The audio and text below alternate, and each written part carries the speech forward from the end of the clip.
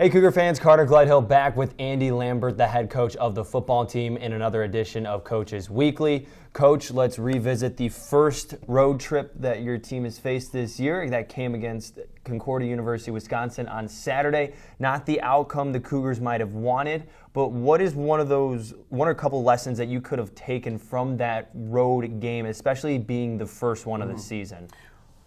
Well, it wasn't the outcome we wanted, and it wasn't the process or performance we wanted either. So, we did come out flat, and we go the 2 3 and outs and get the first two punts blocked. So that just that's a non kind of negotiable, right? You're just not going to be most of the time successful when that happens, and so of course, being flat or coming out on a road game, that's no excuse for that kind of performance. And we just did not, come out ready to play. And so, of course, we just have to reevaluate what we're doing as a staff and how we're approaching the trip. But at the same time, you can't prove that we wouldn't have been flat at home either. So, anyway, it just wasn't a good start to the day. And we have to figure out a way, it was the same thing with Aurora, right? So that was at home too, where we give up the special team stuff and the interception early. So I think that's a priority for us as we go into this week is, we've got to be playing our best football early. And so that's something we focused on, and we'll keep reiterating, this week in practice. And you talked about that, getting a good start early. It was very apparent, like when you came to the game against Finlandia University, big difference from week 1 and week 2 compared to University of Chicago and then playing Finlandia. So now that you're in the middle of this season, fatigue's starting to get in, guys are getting banged up, and you're starting to see the end of the season come around faster than you might think it is. How do you keep the players focused on that mindset that you talked about of getting out to a fast start? And as we mentioned all the time, is not giving in and controlling the controllables. Well, if I knew exactly how to do that, maybe we've talked about this, I'd write a book and, make a lot of money. I think that just is a nuance of the character of the team and the personality of the players, the leadership structure, how do the coaches come to work every day. And so we're working hard at that, we're working hard at improvement. We're working hard at kind of in the face of not having all the evidence in front of us, how do we get better and how do we continue to have confidence? That's a funny thing, how confidence works. Do you have to have confidence and then success, or does the success bring confidence? And they're both true.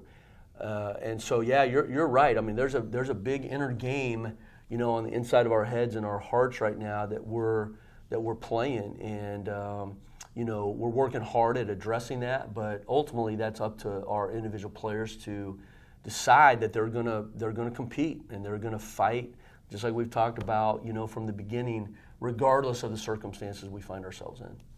So now we're going to take a little turn here because we've talked about football, but let's get to the deeper meaning of your football team. And the one thing that I want to cover is the motto you guys have of more than football. And we'll start it off with a very special event that you have going on today during practice. I know this happened a couple weeks back, as I should say, happened earlier in the season. By the Hands is an organization out of the Austin neighborhood where you partnered with a local youth group in Chicago, and you gave them an opportunity to come out to a practice where you traveled to Austin, practiced in Austin. And from the pictures that I've seen online at CUCougars.com and talking to some of the players, that was a really valuable experience to them. And now you're being able to have that same opportunity again here today at practice. Yeah, so the great thing that's going to happen today is they're going to bus these students over to campus, and we're going to play. We'll practice and then play with clinic those guys or play with those guys after practice. And so from 4:30, I think they'll arrive, and then they've got to leave at about 6. And one of the things, as we've just collaborated and communicated with By the Hand and their administration, is how important it is to have field trips for the students who are in these after-school clubs. And so that's been something that we've been working at. Going to Austin was a big deal, but I think even being able to kind of have them in our home, so to speak, or on our home turf is going to be a real great experience, hopefully for them, right? But also for our players. So we're excited, and right now we're working on, we've got volunteers who want to go over into Austin and into the 2 facilities that By the Hand has and do some mentoring and just hanging out with the kids on location in Austin. So that's kind of the next phase that we're working on with our players and with the club over there. Well, it seems like you have the community outreach programs on lock. Now, a little bit more about on-campus stuff. There's a lot of guys on this team that have a lot to do outside of wearing the shoulder pads, the helmet, and maroon and gold on Saturday. Yeah. You have guys that are RAs on campus. You have student workers that have jobs. You even have guys that have jobs off campus as well, not centrally at CUC.